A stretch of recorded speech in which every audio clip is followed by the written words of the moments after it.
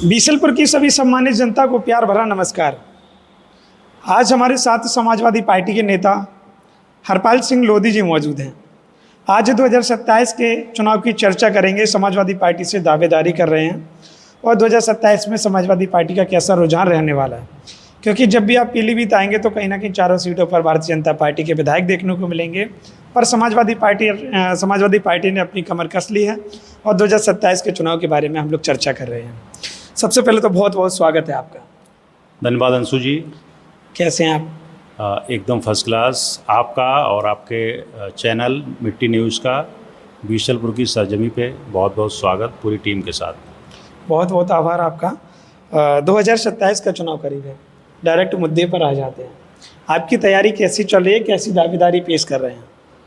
देखिए, जो ज़मीन पे कार्य करने वाले लोग होते हैं, पार्टी के लिए समर्पित और निष्ठावान, उनके लिए कोई भी चुनाव नया नहीं होता। और चूँकि 5 वर्ष और 365 दिन 24 घंटे काम करते हैं, तो पिछले जितने भी वर्षों से सामाजिक कार्य किया और उसके बाद में राजनीतिक क्षेत्र में आया, प्रतिदिन लगातार एक नई ऊर्जा के साथ कार्य कर रहा हूँ। लंबे समय से बीसलपुर विधानसभा और पूरे ज़िले को, अड़ोस पड़ोस को अपनी सेवाएं देने का काम कर रहा हूँ। तो निश्चित तौर पे प्रत्येक बूथ पर मजबूती के साथ अपनी पूरी टीम के साथ तैयार हूँ। मतलब पूरी कमर कस ली है 27? जी हाँ, बिल्कुल। चलिए, भाजपा को कैसे टक्कर देंगे? मजबूत स्थिति में भाजपा है पीलीभीत में। देखिए, योगी जी भी आए थे आपके ही बगल में। योगी जी की यदि आप बात करें तो शायद मुझे लग रहा है कि पीलीभीत की जनता को आने के बाद में उनके कार्यक्रम में हुए खर्चे का बोझ अतिरिक्त पड़ा है। विकास और योजनाओं के नाम पर उन्होंने केवल और केवल ढकोसला परोसने का कार्य किया है। पुरानी कहावत है कि बाबा जी का ठुल्लू। तो बाबा जी पीलीभीत जिले को कुछ भी दे करके नहीं गए हैं। यहाँ तक कि जो यहाँ की आवाम की मूलभूत आवश्यकताएं थीं, जो प्रतिदिन प्रत्येक परिवार जिन समस्याओं से जूझ रहा है, जैसे कि मुख्य रूप से अगर बात करें काश्तकार की, सभी वर्गों को, क्योंकि समय कम है, आपके पास भी, आपको भी बहुत सारे लोगों का इंटरव्यू लेना है। काश्तकार बहुत बड़ा तबका है। काश्तकार की सबसे बड़ी समस्या यूरिया डीएपी की है, उसकी फसल के दाम के भुगतान की है। गन्ने का भुगतान पड़ोसी जनपद नवाबगंज की फैक्ट्री 2.5 साल का पेमेंट लेकर के और कहीं न कहीं डूबने की कगार पे है। बीसलपुर में 2 फैक्ट्रियां, मकसूदापुर बजाज बड़खेड़ा, दोनों ही एक वर्ष का पूरा गन्ना भुगतान बकाया है। किस तरह से शादी, स्वास्थ्य समस्याओं से, बच्चों की शिक्षा और तमाम सारे घरेलू समस्याओं को कैसे काश्तकार निपटा रहा है, ये केवल पीलीभीत का काश्तकार जान सकता है और हमसे बेहतर कोई नहीं जान सकता है। अच्छा, मैंने यहाँ के किसानों से बातचीत की है। आपकी विधानसभा में कई गांव घूमा हूँ, उसमें ज़्यादातर यही समस्या आ रही है, चाहे वो किसी का समर्थक हो, किसी के चीनी मिल के पैसे नहीं मिल रहे हैं, तमाम चीज़ें, किसी का कुछ नहीं हो रहा है, कहीं डीएपी, कहीं कुछ। क्या सपा सरकार आती है तो क्या उन चीज़ों को दूर किया जाएगा? आपके यहाँ एक छोटा जानवर का भी बहुत बड़ा एक मुद्दा है। देखिए, एक इशू नहीं है, बहुत सारे ऐसे इशू हैं। मैंने देखा है कि गांव में चंदा करके, लाखों रुपया खर्च करके काश्तकार अपने बिहाफ पर तमाम सारे आवारा पशुओं को पकड़वा करके, जब एक गांव में लाखों रुपया खर्च होता है, पूरी विधानसभा की अगर हम बात करें तो 450 गांव हैं, करोड़ों रुपया केवल आवारा पशुओं को पकड़वाने को, गौशाला में पहुंचाने का कार्य होता है। और उसके बावजूद भी गौशालाओं में खान पान की व्यवस्था अच्छी ना होना, उनकी बीमारी पे सही समय पे डॉक्टर का इलाज ना मिल पाना, लाखों लाख जानवर जो है, आवारा पशु जो गौवंश हैं, वो गौशालाओं में मर रहे हैं, कट रहे हैं। ये भारतीय जनता पार्टी की सरकार जो हिंदुत्व के लिए को भुनाने का काम करती है अपने चुनावी भाषणों में। गौवंशों के लिए वोट लेने का काम करती है, गौवंशों के दम पे, गौ माता के दम पर। वही गौ माता प्रत्येक गांव में आप देखेंगे, आप क्षेत्र जब भ्रमण कर रहे हैं तो देखिएगा, शायद ही कोई ऐसा गांव हो जहां 10-20 गौवंश जो है वो कहीं ना कहीं कटीले तारों से ना कट रहे हों। तो इसलिए ये केवल जुमले की सरकार है। गौवंश का दर्द काश्तकारी जान सकता है, जानवरों का दर्द काश्तकारी जान सकता है, काश्तकार से अच्छा कोई नहीं जान सकता। यही चीज़ है। अच्छा, एक बात और बताइएगा, आपके लिए क्या चुनौती रहेगी भारतीय जनता पार्टी? देखिए, भारतीय जनता पार्टी कहीं ना कहीं विकास के नाम पे जीरो है। जनता को केवल ठगने का काम कर रही है, हिंदू मुस्लिम करने का काम कर रही है। इसके अलावा विकास और तमाम सारी योजनाओं के नाम पर कुछ भी नहीं है। जहां एक और आपने देखा होगा, जब समाजवादी पार्टी की सरकार हुआ करती थी, तमाम सारी ऐसी योजनाएं 102, 108, एम्बुलेंस, कन्या विद्याधन, महिलाओं के लिए पेंशन, लैपटॉप वितरण, टैबलेट वितरण और बिजली की नई नई परियोजनाएं लगाना, तमाम सारे ऐसे कार्य, चाहे स्टेडियम का बनाना हो, चाहे आपका एक्सप्रेस वे बनाना हो, बहुत सारे ऐसे कार्य आपने देखे होंगे कि शायद इन लोगों भाजपाइयों के मन में सोच पाना भी मुश्किल है। तो इसलिए जितनी भी योजनाएं माननीय नेताजी के द्वारा, माननीय राष्ट्रीय अध्यक्ष अखिलेश यादव जी के द्वारा जितनी भी योजनाएं लागू की गई, अंतिम पंक्ति में बैठे हुए व्यक्ति तक सारी योजनाएं, जैसे सूर्य की धूप प्रत्येक व्यक्ति को समान रूप से मिलती है, ना कोई जाति का भेद है, ना आर्थिक रूप से कोई भेद है, ना सामाजिक भेद है, ना किसी भी तरह से धार्मिक भेदभाव है। तो इस तरह से जो योजनाएं समाजवादी पार्टी की सरकार में लागू की गई, प्रत्येक व्यक्ति को, अंतिम पायदान पर बैठे हुए व्यक्ति को मिलने का काम हुआ। समाजवादी पार्टी सरकार, जनता जान चुकी है, जिस तरह से लोकसभा के चुनाव 2024 में बहुत बड़ा जनाधार समाजवादी पार्टी को दिया गया, उससे भी कई गुना बड़ा जनाधार 2027 के चुनाव में माननीय अखिलेश यादव जी को, समाजवादी पार्टी को, उत्तर प्रदेश की जनता द्वारा दिया जाने वाला है। और निश्चित रूप से 2027 के चुनाव में समाजवादी पार्टी की सरकार माननीय राष्ट्रीय अध्यक्ष अखिलेश यादव जी के नेतृत्व में बनने जा रही है। जिस प्रकार से वेस्ट बंगाल और यहाँ पे उससे पहले बिहार में चुनाव हुआ, उसमें एनडीए की सरकार बनी है, क्या उसका फर्क पड़ेगा उत्तर प्रदेश के चुनाव में?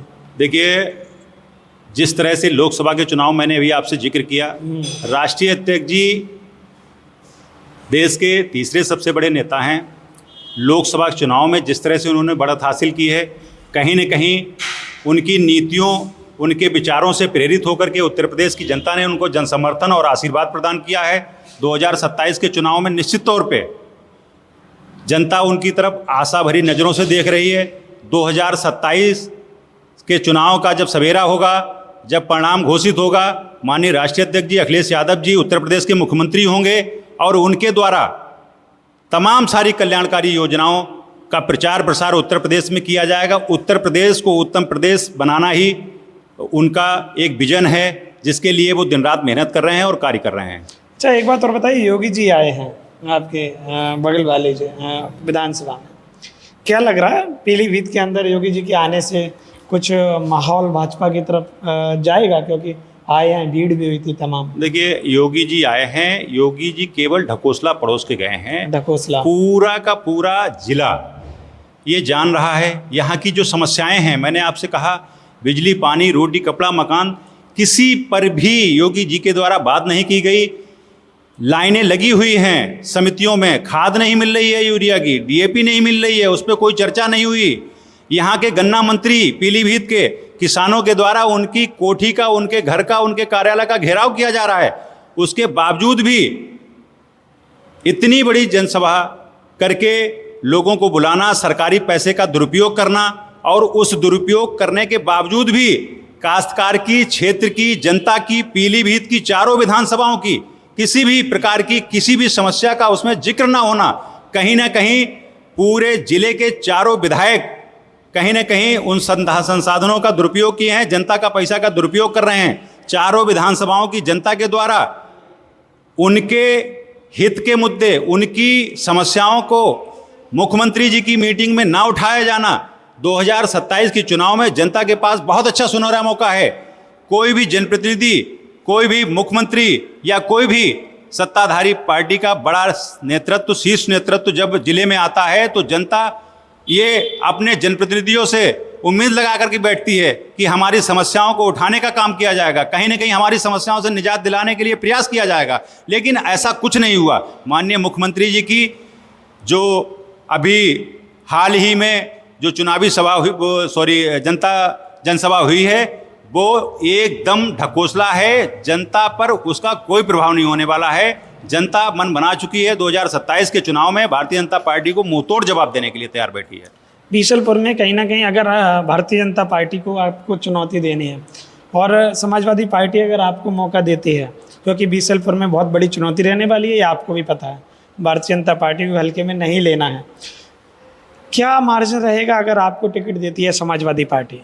देखिए, आपने जो क्वेश्चन किया है, शायद ये क्वेश्चन आप बीसलपुर विधानसभा की जनता से करेंगे और एक साधारण आदमी से जो गैर राजनीतिक है, जो नेतागिरी से या राजनीति से मतलब नहीं रखता है, उससे भी अगर यदि आप ये क्वेश्चन करेंगे और हरिपाल सिंह लोधी का वहाँ आप जिक्र पाएंगे। 427 बूथों में एक भी ऐसा बूथ नहीं है पूरी विधानसभा में जहाँ पर डट कर के जनहित के मुद्दों को मैंने ना उठाया हो, सुख दुख में शामिल ना हुआ हूँ। तमाम सारी हमारे 15-16 वर्ष के हमारे सामाजिक और राजनीतिक करियर में अपना संपूर्ण देने का प्रयास बीसलपुर विधानसभा की जनता के लिए किया है और आजीवन करता रहूँगा। बात रही टिकट की, टिकट किस उम्मीदवार को देना है, राष्ट्रीय अध्यक्ष और राष्ट्रीय नेतृत्व का फैसला है। लेकिन मैं उम्मीद जताता हूँ कि चूँकि बहुत लंबे समय से मैं समाजवादी पार्टी को निष्ठा और ईमानदारी से यहाँ मजबूत करने का काम कर रहा हूँ, पीडीए को जोड़ने का कार्य कर रहा हूँ, सभी जाति, धर्म और वर्गों में मैंने अपनी एक नई पहचान बनाई है। 2027 के चुनाव में यदि माननीय राष्ट्रीय अध्यक्ष अखिलेश यादव जी समाजवादी पार्टी के द्वारा मुझे बीसलपुर से प्रत्याशी बनाया जाता है तो बीसलपुर विधानसभा की जीत समाजवादी पार्टी के पक्ष में निश्चित तौर पे बहुत बड़े अंतर से डालने का बीसलपुर की जनता काम करेगी। माननीय राष्ट्रीय अध्यक्ष समाजवादी पार्टी अखिलेश यादव जी और हरिपाल सिंह लोधी को बहुत बड़े अंतर से जिताने का काम करेगी, आशीर्वाद देने का काम करेगी। कितना मार्जिन रहेगा फिर भी?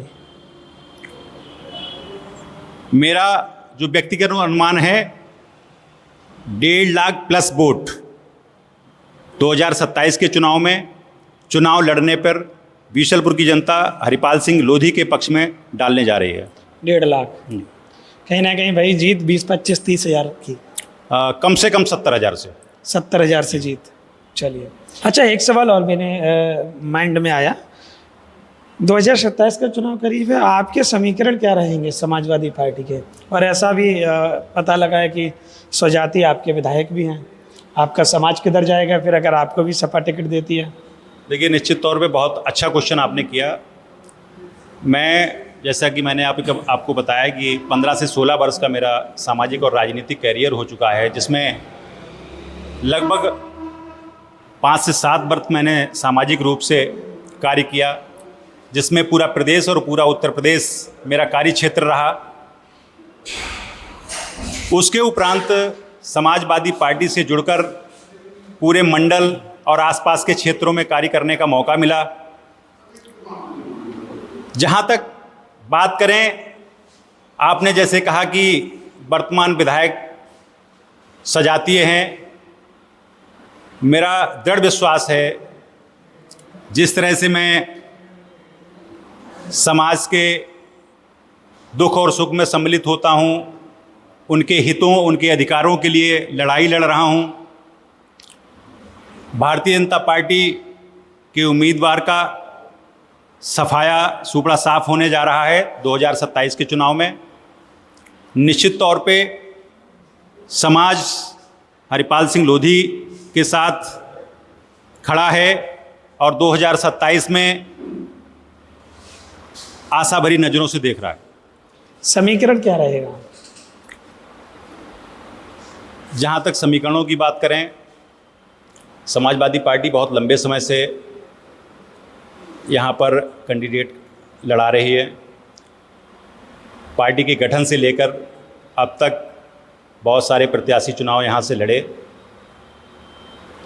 आज तक समाजवादी पार्टी बीसलपुर से विधायक नहीं बना सकी, लेकिन मैं आपको बताना चाहता हूँ, पिछले मेरे राजनीतिक कैरियर में हमारी पूरी टीम के द्वारा, संगठन के द्वारा गांव-गांव, बूथ-बूथ जाकर के बूथ प्रभारियों को बनाना, बीएलए को बनाना, उनको प्रशिक्षण देना, सेक्टर प्रभारियों को समय समय पे मोटिवेशन देना, जोन प्रभारियों को निकाल कर लाना, उनको जिम्मेदारियां देना। पूरी विधानसभा में पूरे संगठन को हम लोग प्रशिक्षण दे चुके हैं। तमाम सारे हमारे कार्यकर्ता 2027 के लिए कमर कसे हुए हैं। जैसा कि मैंने आपको बताया कि बहुत लंबे समय से यहाँ से समाजवादी पार्टी जीत नहीं पाई। उसका कारण कहीं न कहीं ये था कि पीडीए को जो पूर्व प्रत्याशी रहे वो जोड़ने का काम नहीं कर पाए। हम जिस तरह से हमारी टीम और हम सभी लोग कार्य कर रहे हैं, सभी जाति वर्गों और धर्मों को जोड़ने का काम कर रहे हैं। और मैंने आपको बताया, क्योंकि पिछले काफ़ी लंबे समय से वर्तमान विधायक और उनके परिवार के ही उनके पिताजी यहाँ से कई बार विधायक निर्वाचित हुए, लेकिन आप देख रहे होंगे क्षेत्र में घूम रहे हैं, तमाम सारे क्षेत्रों में, चाहे सड़क की बात कहें, शिक्षा की कहें, स्वास्थ्य की कहें, परिवहन की कहें, तमाम सारे क्षेत्रों में पूरी विधानसभा बहुत पिछड़ी हुई है। खेल कूद का कोई मैदान नहीं है। जीटीआई, आईटीआई कोई भी कॉलेज नहीं है। बच्चे कहीं ना कहीं बहुत दूर जाकर के पढ़ने पे मजबूर हैं। गंभीर बीमारियों की यदि कोई समस्या हो, उसके लिए भी शहर से बाहर 50 किलोमीटर, 100 किलोमीटर बरेली या लखनऊ कहीं ना कहीं जाने पर विवश हैं। कई सारे मौतें केवल इसलिए चिकित्सा के अभाव में हो जाती हैं। तो तमाम सारी ऐसी चीज़ें हैं जो कि उनका क्षेत्र में किसी भी तरीके से किसी के सुख दुख से वास्ता नहीं रहा, समस्याओं से किसी से वास्ता नहीं रहा। परिस्थितियां चुनाव के समय ऐसी बनती चली आ रही थी जिससे कि यहाँ से के समाजवादी पार्टी से प्रत्याशी नहीं जीत सकता था। मैं आपके माध्यम से ये अपील भी करना चाहूँगा कि बीसलपुर विधानसभा जिस तरह से समाजवादी पार्टी यहाँ से अपना कैंडिडेट बना रही थी, कहीं ना कहीं उन नीतियों में बदलाव करना होगा, उन मानकों में बदलाव करना होगा। और यदि उन मानकों में समाजवादी पार्टी केवल बदलाव कर ले, पूरे विधानसभा क्षेत्र की जनता बदलाव करने के मूड में बैठी हुई है। निश्चित तौर पे 2027 में बदलाव होगा। तो आपने देखा हमारे साथ हरपाल सिंह लोधी जी मौजूद थे, जो कि 2027 के चुनाव के लिए कमर कस चुके हैं। आपने जो सुना है, जैसे भारतीय जनता पार्टी के ऊपर तीखा हमला बोला है, योगी जी पर बोला है, आप समझ सकते हैं कि 2027 में यहाँ पे किसका माहौल देखने को लग रहा है। अब आपको तय करना है, क्या योगी जी पुनः वापसी कर पाएंगे उत्तर प्रदेश की सरकार में, या फिर अखिलेश जी आने वाले हैं, या फिर कोई और आएगा जो उत्तर प्रदेश की कमान को संभालेगा। ये आपके ऊपर निर्भर करता है। आपके बीसलपुर की क्या क्या समस्याएं हैं, वो समस्याएं आप लोग कमेंट करिएगा। आपकी सभी समस्याएं आपके विधायक तक पहुंचाने की कोशिश करेंगे, सरकार तक पहुंचाने की पूरी कोशिश करेंगे। बहुत बहुत धन्यवाद आपका। बहुत बहुत धन्यवाद आपकी पूरी टीम का, आपकी पूरी टीम। Okay, thank you.